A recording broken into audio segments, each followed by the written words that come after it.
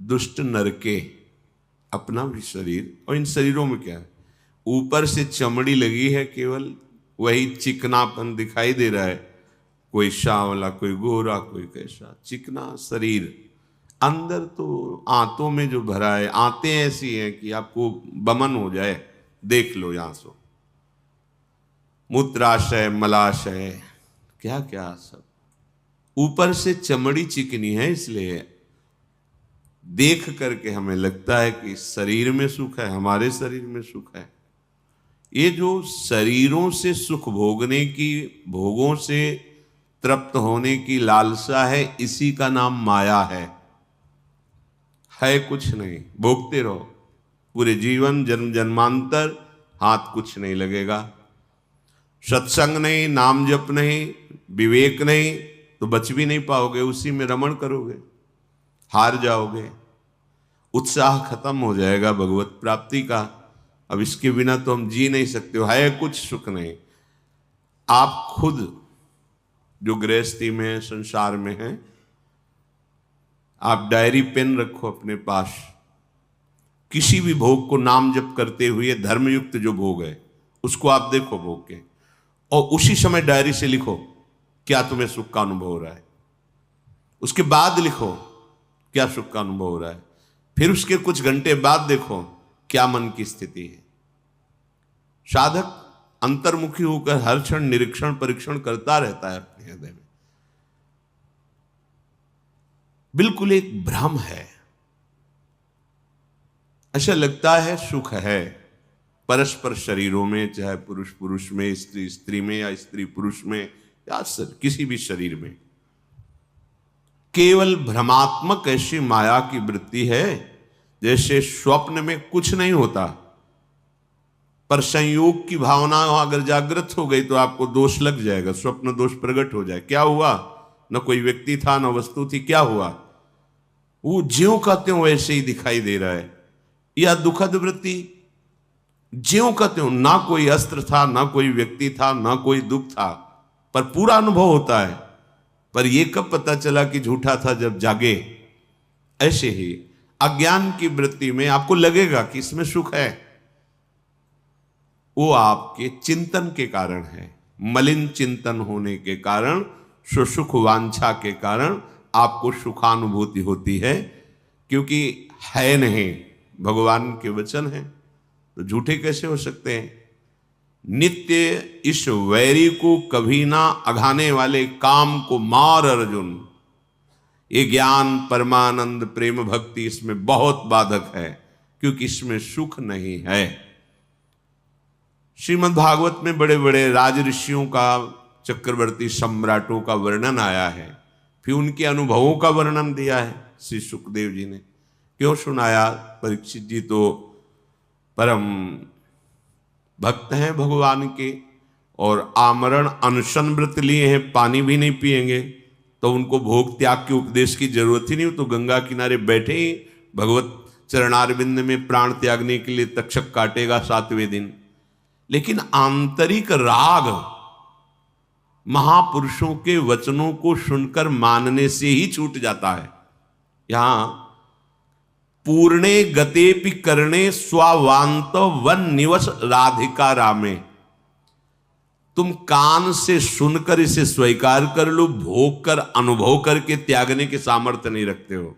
जैसे दलदल में फंसकर निकल नहीं सकता।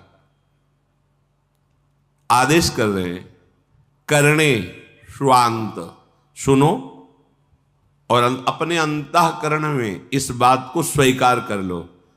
ये मन बुद्धि प्रेरणा करते हैं बड़े दुष्ट स्वभाव के, कि एक बार भोग ले, एक बार चख लें तो पता चलेगा क्या स्वाद है, फिर हम इसका त्याग नहीं। कह रहे पूर्णे गतेपि करणे, तुम पूर्ण रूप से जो तुम्हारे श्रवणेन्द्रिय में शब्द आ रहे हैं इनको मान लो। ये माया जाल है, जे ही कूदे तो फंस जाओगे, निकल नहीं पाओगे। ऐसा दलदल है कि जन्म जन्मांतर तक के लिए संस्कार ऐसे पुष्ट कर देगा, बस हार जाओगे, लगेगा इसके बिना जी नहीं सकते। दुष्ट नरके, नरक के द्वार का भगवान ने वर्णन किया है कि कौन से नरक के द्वार हैं। तो कहा त्रिविधम नरकस्येदम द्वारम नाशन मात्मनः कामः क्रोधः तथा लोभः तस्मात् देत्रयम् त्यजेत्। मतलब काम चेष्टा में अगर गृहस्थी में है, धर्मयुक्त है, तो वही उसकी पूजा बन जाएगी भगवान के लिए। संतानोत्पत्ति आदि सृष्टि के लिए भगवान की पूजा की भावना से भगवान को नमस्कार करके उनकी वो, अगर वासना पूर्ति के लिए केवल लीलाएं हैं, काम की चेष्टाएं हैं, तो फिर त्रिविधम नरकस्येदम द्वारम, यही नरक का गेम। मतलब आप बिल्कुल द्वार पे खड़े हो, अंदर जाने की आपकी तैयारी है। द्वार क्यों कहा है, नरक क्यों नहीं कहा? नरक इसलिए नहीं कहा कि आप लौट सकते हो, द्वार है अभी लौट सकते हो। आज से निश्चय करो अब लो निशानी अब ना नशई हो, तो आप आगे नरक नहीं जाओगे, वापस लौट आओगे। और अगर इसी में लगे रहे तो द्वार है, फिर आगे निकल जाओगे, फिर नरक भोगना पड़ेगा। नरक माने यंत्रणा, कष्ट, भयानक कष्ट, दुर्गति जिसे कहते हैं। दुष्ट नरके, ये दुष्ट काम आदि नरक पहुंचाते हैं। पर आकर्षण इतना जोर का है कि इससे जोर का आकर्षण हो तो हमें बचा सकता है। वो प्रभु के नाम में है। आपको अभी निरंतर जो नहीं भजन हो रहा, स्वाद नहीं मिला, इसलिए नहीं, अंतःकरण की ऐसी स्थिति हो जाती है, इच्छा ही खत्म हो जाती है।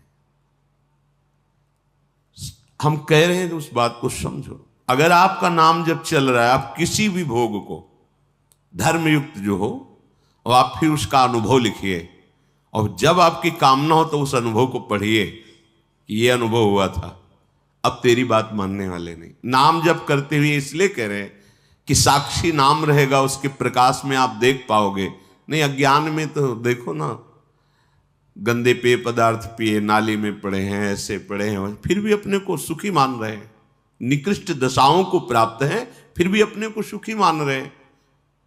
वो भ्रमात्मक बुद्धि जब तक है, वो निर्णय नहीं। नाम जब क्या करता है, नाम जपत आई सब सोही, देव सुबुद्धि कृपा करि मोहि, पोई सुगुन माला रचो, नित्य सुकंठ जो पहिरो तास, जस बरनो हरिवंश विलास, श्री हरिवंश गाय हो।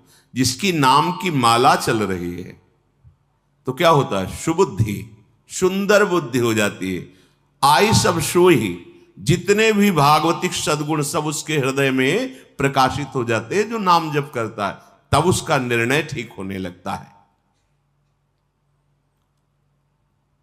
विमूत्र श्लेष्म पूजाद्य, इस शरीर में क्या है, विष्ठा भरा है, मूत्र है, बड़ी घृणित वस्तुएं हैं। तो इस नारकी चेष्टा से जब उठोगे तभी तो प्रेम रस का स्वाद मिलेगा। इसके लिए आकर्षण क्यों? आपका लक्ष्य भगवत प्राप्ति। अगर इसमें सुख होता तो बड़े बड़े, जैसे पुररवा जी ने उर्वशी जी का साथ लिया, अंततो गत्वा उनकी दशा हुई कि पागल हो गए उर्वशी जी में। फिर भगवत प्रेरणा से उर्वशी जी आई और उन्होंने कहा तुम्हारी दुर्दशा तुम्हारे काम ने की है। बड़े कठोर शब्दों से जब उपदेश किया तब उनको चेतना जागृत हुई, तब उन्होंने कहा धिक्कार है मुझको, मैं अपने को चक्रवर्ती सम्राट समझता हूं पर विषयों के अधीन हूं। जो वैराग्य उनके हृदय में प्रकट हुआ कठोर व्यवहार से। बिल्वमंगल जी चिंतामणि में आसक्त थे, कठोर व्यवहार ने वैराग्य प्रकट किया और वो श्री कृष्ण प्रेमी बने। तो सबसे पहले चिंतामणि जी को नमस्कार किया कि आपके द्वारा अगर कठोर व्यवहार न हुआ होता तो मैं इस काम चेष्टा से फंसा हुआ अपने जीवन को नष्ट कर देता।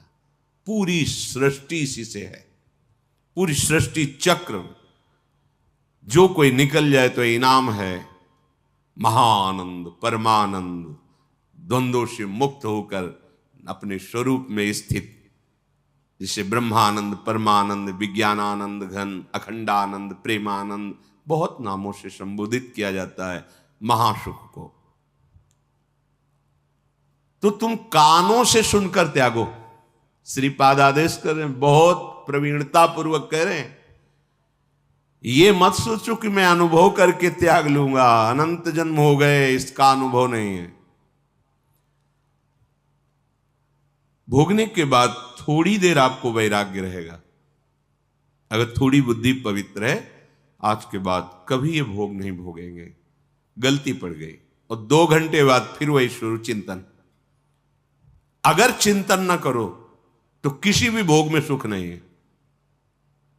चिंतन के द्वारा संकल्प बनने के बाद सुखानुभूति होती चिंतन में, अब वो क्रिया में उतरता है। तो चिंतन के कारण जो चिंतन में सुख देखा था वो होता नहीं है, पर चिंतन के कारण उसको लगता मैं बहुत सुख भोग रहा हूं। और बार बार वो,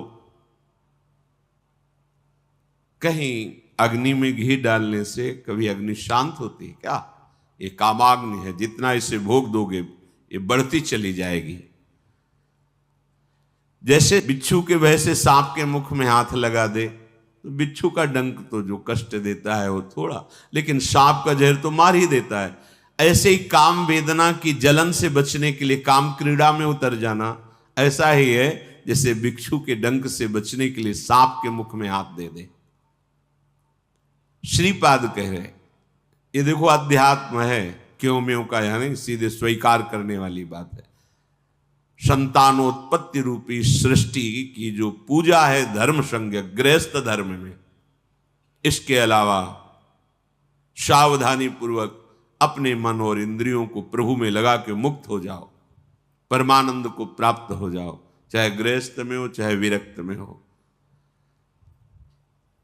बड़े भाग्यशाली हैं जिनकी ये बात समझ में आ गई कि जिसके त्यागने में सुखानुभूति कर रहे हैं उसके रोकने में कैसी सुखानुभूति होगी। पर ये बुद्धि निष्कर्ष ठीक नहीं दे पा रही, मलिन हो चुकी है। भगवान नाम जप से, भगवत चर्चा सुनने से ये पवित्र हो जाती है। बहुत भ्रम है, जासु कृपा सब भ्रम मिट जाए। स्पष्ट वर्णन है क्या? विष्ठा मूत्र श्लेमा पीबादी। कौन से द्वारों में सुख है? कैसा हमें माया के आकर्षण ने गिरा दिया है। श्रीपाद के हरिरीति वृंदावन रति विवेक विरतिश्च दुर्मुत्करति। ये हरि माया तदुप रमायाति दूरतोपायः। ये हरि माया हरि भक्ति को, वृंदावन की प्रीति को, विवेक को, वैराग्य को लूट लेती है, दूर फेंक देती है। बहुत ध्यान से समझिए, ये जो परस्पर शरीर भोगाकर्षण है, आप आंख खोल के देख लीजिए, दूर फेंक देती है। धाम छूटा, नाम छूटा, गुरु छूटा, इष्ट छूटा, मार्ग छूटा। अनंत जन्मों के सुकृत एकत्रित हुए, भगवत कृपा हुई, तब हमें ये परमहंसों का मार्ग मिला है। ये परमहंसों का मार्ग है। नागरीदास जी अष्टक में कहते हैं, एकांत रस प्रिया प्रीतम। मार्ग तो मिल गया, अब हमें इधर उधर देखना नहीं, लौटना नहीं है, आगे बढ़ना है। ये राग द्वेष मुक्त चिदानंद भाव को प्राप्त है, तो इनके लिए किसी का भेद नहीं रह गया। स्त्री पुरुष, उत्तम अधम, ये तो द्वंद्वातीत अवस्था को प्राप्त महापुरुष हैं। पर ये अपनी सावधानी के लिए जो अपने लोग शरणागत हैं, उस रस को प्राप्त करें। इसमें तर्क की जरूरत नहीं होती। महापुरुषों के वचन सुन करके स्वीकार किए जाते हैं, तर्कना नहीं रखी जाती। जो आश्रय और वासी हैं वृंदावन के, प्रिया प्रीतम के प्रेम रस को प्राप्त करना चाहते हैं, वो इस दुष्ट स्वभाव के वशीभूत होकर कोई आचरण ना करें। ऐसा नहीं कि ये हृदय में आएगा, नहीं आएगा, विकल करेगा। पर हमारे पास सुरक्षा कवच भगवत चरणारविंदों का आश्रय और नाम है। ये हमें बचाएगा। यदि हम नाम को पकड़े हैं तो हमारे हृदय को गंदा नहीं कर पाएगा, संकल्प बनाकर हमें भ्रष्ट नहीं कर पाएगा। अगर नाम नहीं है तो फिर आपके पास बल ही नहीं है, फिर तो गिरा ही देगा। ये तपस्या आदि के द्वारा नहीं रोका जा सकता। हृदय में जब आनंद की स्फूर्ति होती है फिर से उदासीनता होती है। नाम में आनंद, रूप में आनंद, धाम में आनंद, लीला चरित्र में आनंद, बहुत जल्दी निष्कामता प्राप्त होती है।